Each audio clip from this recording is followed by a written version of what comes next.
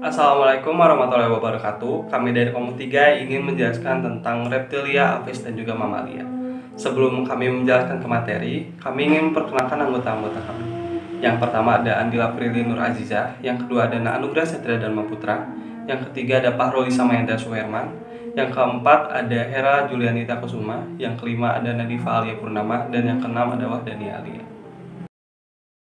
Perkenalkan, nama saya Andila Prilly Nur Azizah dari kelas 10 MIPA 5 nomor absen 3.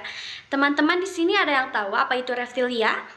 Nah, di sini saya akan menjelaskan pengertian reptil dan juga apa saja klasifikasinya. Reptil adalah binatang melata atau dalam bahasa Latin disebut reptans yang artinya melata atau merayap. Reptil adalah kelompok hewan vertebrata berdarah dingin dan memiliki sisik yang menutupi tubuhnya. Reptilia adalah hewan dengan 4 tungkai dan menelurkan telur yang embrionya diselubungi oleh membran amniotik. Klasifikasi reptilia dibagi menjadi 4 ordo. Yang pertama ada ordo Rhinchocephalia. Ordo ini terdiri atas reptilia primitif dan merupakan reptil tertua yang dikenal hingga sekarang. Sebagian besar sudah punah dan menjadi fosil. Salah satu yang masih hidup adalah tuatara yang merupakan hewan endemik Selandia Baru. Ordo yang kedua ada ordo Chelonia, tubuhnya pendek dan lebar, dilindungi oleh karapas dan plastron. Ordo ini tidak bergigi dan lidah tidak dapat dijulurkan. Contohnya adalah penyu hijau, kura-kura raksasa, dan juga kura-kura air tawar. Yang ketiga ada ordo Crocodilia. Ordo ini berkulit tebal dan lidah pipih tak dapat dijulurkan. Terdapat lipatan transversal sebagian penutup paring sewaktu membuka mulut di air. Ordo ini tidak mempunyai kandung kemih. Contohnya buaya Indonesia, buaya Amerika, dan juga buaya India. Yang terakhir ada ordo Squamata. Ordo ini digolongkan menjadi 2, yaitu yang pertama Lacertilia, gigi melekat pada rahang lidah dapat dijulurkan, dan kelopak mata dapat dipejamkan. Contohnya kadal Indonesia, lunduk, komodo, biawak, dan juga bunglon. Yang kedua ada Ovidia, pada umumnya tidak berkaki, lidah bercabang 2, dan dapat dijulurkan dengan keadaan mulut tertutup. Gigi melengkung ke dalam sebagai alat pencernaan mangsa. Kelenjar parotis ada yang menghasilkan racun dan keluar lewat lubang taring. Mulut dapat dibuka lebar-lebar untuk menelan mangsanya secara utuh karena terdapat tulang kuadrat bebas dari tulang kepala dan mandibula. Tulang langit-langit bergerak bebas dan adanya pertautan ujung-ujung mandibula oleh ligamentum yang elastis. Penciuman tajam karena mempunyai organ Jacobson yang peka rangsangan kimia di rongga Cervantes hanya memiliki 1 paru-paru yaitu paru-paru kiri. Contohnya, ular tidak berbisa yaitu ular air, ular raja, dan ular sanca. Ular berbisa yaitu kobra, ular pohon yaitu ular belang. Perkenalkan, nama saya Wahdani Alia, nomor absen 34. Di sini saya akan menjelaskan peranan-peranan reptil, aves, dan mamalia bagi kehidupan manusia. Peranan reptilia bagi kehidupan manusia. Pertama, reptilia berperan atau mempunyai manfaat sebagai predator alami. Contohnya, ular memakan tikus, bengkarung memakan serangga. Kedua, sebagai bahan pangan, contohnya daging ular, daging kura-kura, dan telur penyu. Dan terakhir, minyak ular dimanfaatkan manusia sebagai bahan obat-obatan. Perkenalkan, nama saya Anugrah Satria Dharma Putra. Di sini saya akan menjelaskan tentang pengertian aves. Aves merupakan kelas tersendiri dalam kingdom Animalia. Aves atau burung memiliki ciri umum yaitu berbulu dan kebanyakan di antara mereka bisa terbang. Kelas aves adalah satu-satunya kelompok hewan yang memiliki bulu. Tubuh aves terdiri atas kepala, leher, badan, dan ekor. Badan dilindungi oleh kulit yang berbulu.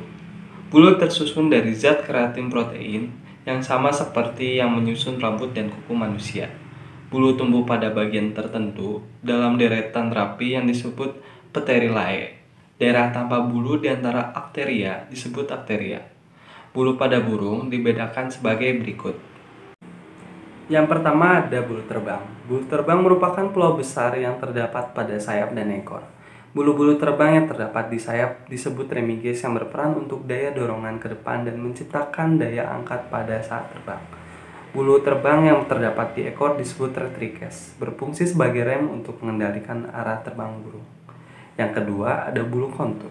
Bulu kontur membentuk dan warna pada burung. Bulu kontur terdapat di seluruh bagian tubuh burung kecuali paruh, tungkai, dan kaki. Yang ketiga ada bulu halus. Bentuknya kecil, halus, lembut, dan terdapat di bawah bulu kontur. Bulu halus membantu memerangkap udara sehingga memberi kehangatan pada burung. Yang keempat ada bulu semipluma. Terdapat di bawah bulu kontur. Bulu ini merupakan campuran antara bulu halus dan bulu kontur. Berfungsi untuk memberikan bentuk aerodinamis dan isolator.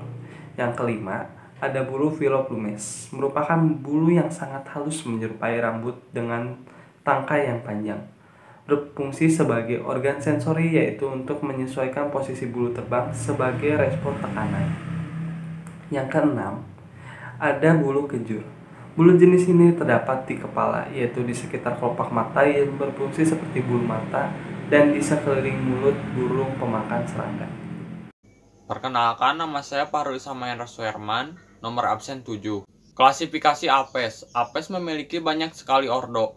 Ada beberapa ordo anggota Apes yang telah punah, antara lain 1. Aepyornithiformes.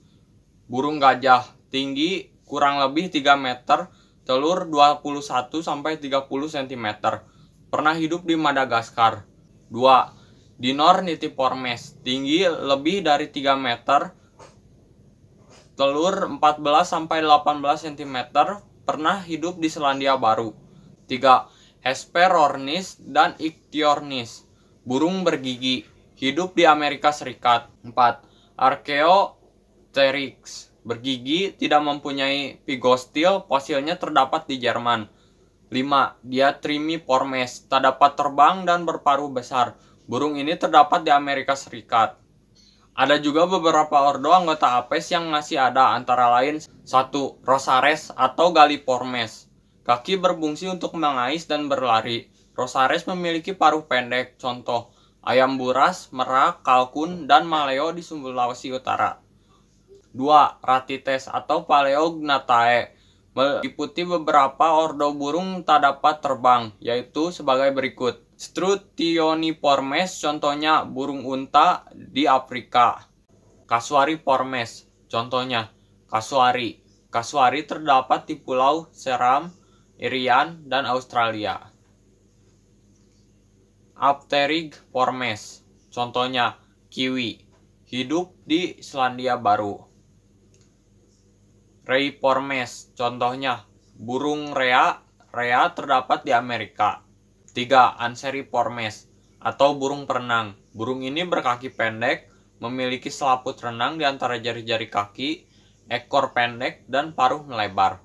Contohnya entok, itik, angsa, dan belibis. 4. Sisoniformes. Burung ini berkepala botak, memiliki paruh, leher, dan tungkai panjang. Hidup bergerombol, memakan hewan air. Contohnya blekok, flamingo, dan bangau Jawa. 5. Sorasiformes atau burung raja. Burung raja berparuh besar, kepala besar, tungkai pendek. Pemakan hewan seperti ikan, udang, katak, kupu-kupu, kumbang, lebah. Contohnya raja udang, rangkong, dan tetangket. 6. Columbiformes atau burung merpati. Burung merpati atau dara merupakan pemakan biji-bijian. Paruh pendek dengan sora di pangkalnya. Tembolok besar, sel epitelnya mudah mengelupas dan diberikan kepada anaknya semasa masih kecil lewat paruhnya. Disebut susu merpati. Contohnya merpati, perkutut, dan tekukur. 7. Apodiformes atau burung dengung. Tubuh kecil berukuran kurang lebih 5,6 cm, paruh lembek, lidah panjang, dan dapat dijulurkan, membuat sarang dari ludahnya. Contohnya burung kalibri, sama dengan hummingbird di Amerika Utara. Walet dan lelayang. 8. Oschines passeriformes atau burung penyanyi. Pita suara berfungsi bagus, 3 jari kaki menghadap ke depan, 1 jari kaki menghadap ke belakang, sesuai untuk bertengger. Telur berwarna-warni ketika menetas anaknya masih buta, pemakan serangga dan berbagai biji-bijian. Contohnya, burung gereja, burung kenari, cendrawasih, dan jalak. Peranan-peranan aves bagi kehidupan manusia. Pertama, daging dan telurnya menjadi sumber protein hewani. Kedua, telur ayam dan itik untuk ramuan obat-obatan atau bahan membuat kue. Ketiga, membuat lapangan kerja, contohnya beternak ayam, itik, angsa, merpati, parkit, dan walet. Keempat, yaitu untuk kesenangan, misalkan untuk didengarkan suaranya, keindahan bulunya, tingkah lakunya, dan menirukan suara manusia. Mamalia. Mamalia adalah jenis hewan yang menyusui, misalnya yaitu kucing, sapi, kambing, dan kuda. Hewan mamalia berdarah panas, sehingga tubuh mereka selalu terasa hangat. Sebagian besar mamalia berkembang biak dengan cara melahirkan, tetapi ada juga yang bertelur. Kata mamalia merupakan ciptaan dari Carl Linnaeus. Mamalia berasal dari bahasa Latin, mama yang memiliki arti puting. Kata ini pertama kali dikemukakan pada 1758. Hewan mamalia dikenal dan disebut sebagai hewan menyusui karena mamalia menyusui anak-anaknya. Mamalia memiliki kelenjar susu sebagai sumber makanan. Sebagian besar mamalia berkembang biak dengan cara melahirkan anak-anaknya, tetapi beberapa mamalia yang tidak melahirkan atau bertelur. Mamalia jenis ini disebut dengan monotremata, memiliki kelenjar susu tetapi tidak memiliki puting. Karenanya monotremata ini masih digolongkan mamalia. Perkenalkan, nama saya Hera Julianita Kusuma, nomor absen 10. Di sini saya akan menjelaskan ciri-ciri mamalia dan klasifikasi mamalia. Ciri-ciri mamalia yang membedakan dengan spesies lain adalah yang pertama mempunyai kelenjar susu, yang kedua mempunyai tulang belakang atau vertebrata, yang ketiga mempunyai anggota tubuh untuk bergerak seperti berenang, berlari, dan memegang sesuatu. Yang keempat mempunyai rambut untuk menutupi seluruh tubuhnya. Yang kelima mempunyai kuku atau cakar di bagian jarinya. Yang keenam mempunyai jenis gigi berbeda seperti gigi taring, gigi seri, dan gigi geraham. Yang ketujuh mempunyai alat pernapasan paru-paru.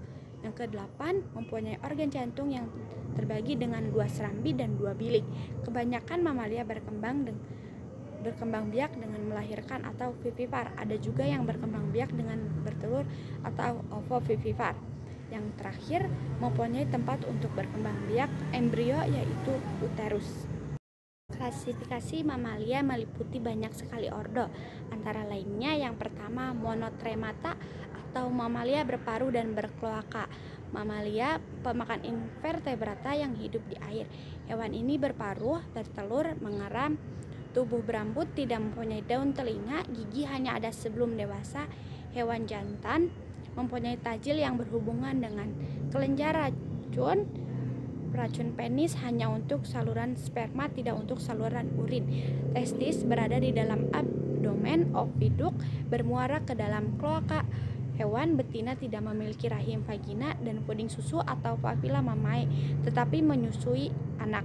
Contohnya yang pertama Ornithorhynchus, Anatinus, itik, Platypus di Australia dan Tasmania. Yang kedua Tachyglossus aculeatus atau Echidna di Papua, Tasmania, dan Australia. Telur dieramkan dalam kantong di dinding perutnya. Pada lengkungan diting perut terdapat muara glandula. 2. Insectivora atau mamalia pemakan serangga. Insectivora memiliki ciri berjari 5 dan memiliki gigi runcing. Contohnya tikus pohon, tikus kasturi, atau celurit. Yang ketiga, karnivora atau mamalia pemakan daging. Karnivora memiliki gigi taring besar dan panjang, gigi seri kecil, uterus terbagi 2 kaki, memiliki cakar tajam. Contohnya singa, panda merah, anjing, beruang, rubah merah. Yang keempat, rodentia atau mamalia pengerat.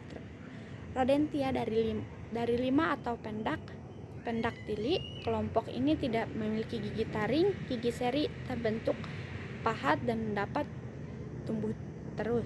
Contohnya tikus mencit, tikus virok, marmut, hamster, dan landak. Assalamualaikum warahmatullahi wabarakatuh. Perkenalkan, nama saya Nadipalia Purnama dengan nomor absen 17. Yang keenam ada Sirenia atau sapi laut. Sirenia tidak memiliki daun telinga dan tungkai belakang. Tungkai depan seperti dayung, kulit tebal dengan sedikit rambut, hidup di laut atau air tawar. Contohnya sapi laut dan dugong Australia. 8. Siroptera atau mamalia bersayap tangan. Siroptera merupakan pemakan buah-buahan di malam hari, nokturnal, giginya runcing dan tajam. Kaki belakang lebih kecil, terdapat selaput di antara jari-jari, dari tungkai depan hingga tungkai belakang yang berguna untuk terbang dengan gerakan seperti sayap burung. Kelompok ini terkenal dengan julukan mamalia terbang. Contohnya kalong pemakan buah, kelelawar, dan kelelawar pampir. Yang kesembilan yaitu ada Dermoptera, yaitu mamalia bersayap kulit. Mirip kelelawar dengan lipatan kulit patagium, berbulu dari leher antara jari jemari tungkai depan dengan tungkai belakang, dan antara jari-jari tungkai belakang hingga bagian ekor, seperti parasut berbulu. Kelompok ini terkenal dengan julukan monyet terbang, mempunyai gigi runcing dan tajam, keempat tungkai sama panjang. Contohnya kubung dan Galeopithecus. 10 ada Marsupialia, yaitu mamalia berkantong. Marsupialia adalah mamalia yang memiliki marsupium, yaitu kantong pada dinding perut yang menutupi puting susu yang terdapat pada dinding perut. Kelompok ini memiliki sepasang uterus dan sepasang vagina, tidak berplasenta. Perkembangan zigot di dalam uterus hanya sampai sebelum fetus terbentuk. Embrio keluar dan masuk ke marsupium, menempel pada papila mamae dengan mulutnya hingga selesai perkembangannya. Marsupium juga digunakan untuk perlindungan. Contohnya kuskus, kanguru, wombat, oposum, dan koala. 11. Proboscidae atau mamalia berprobosis. Proboscidae mempunyai probosis, modifikasi hidung menjadi belalai dengan 2 lubang hidung. Probosis dapat untuk memegang. Ciri-cirinya tubuh besar, kepala besar, leher pendek, dan telinga lebar. Kelompok ini memiliki 2 buah gigi seri atas yang tumbuh memanjang disebut gading. Gading tidak berlapiskan email, memiliki molar 12 buah yang berlapiskan email dan berfungsi mengunyah makanan. Kakinya lurus seperti tiang dan menapak pada jari-jari. Berat badannya sekitar 300-350 kg. Dapat mencapai umur 50 tahun dan hidup berkoloni. Contohnya gajah Afrika, gajah Sumatera, dan mamut. 12 yaitu Pinnipedia, yaitu termasuk karnivor yang tidak terdapat di Indonesia. Contohnya anjing laut, gajah laut, dan singa laut. 13. Polydota atau mamalia bersisik dan tak bergigi. Polydota umumnya tidak bergigi dan tidak memiliki klavikula. Tubuhnya dilindungi sisik dari zat tanduk yang merupakan modifikasi dari rambut. Bagian ventral tubuh berambut. Makanannya antara lain berupa semut, anai-anai yang ditangkap dengan lidah panjang yang dapat dijulurkan. Ekor dapat digunakan untuk berpegangan. Contohnya adalah terenggiling. 14. Verisodactyla atau mamalia berjari ganjil. Verisodactyla ini telapak kakinya berjari ganjil, dibungkus kuku dari zat tanduk, tidak bertanduk, lambung sederhana, tidak memiliki kandung empedu. Contohnya kuda, zebra, keledai, badak bercula 2, badak Jawa bercula 1, dan tafir. 15 yaitu Artiodactyla atau mamalia berkuku genap. Ordo ini digolongkan menjadi 2, yaitu Ruminansia dan non-Ruminansia. Ruminansia adalah mamalia memanah biak, kakinya panjang dan berjari genap. Umumnya bertanduk dan tidak bertaring.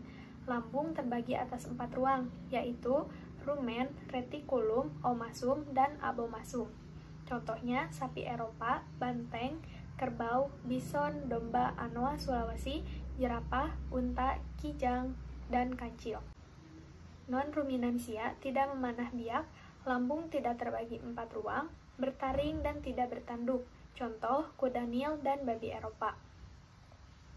16. Primata.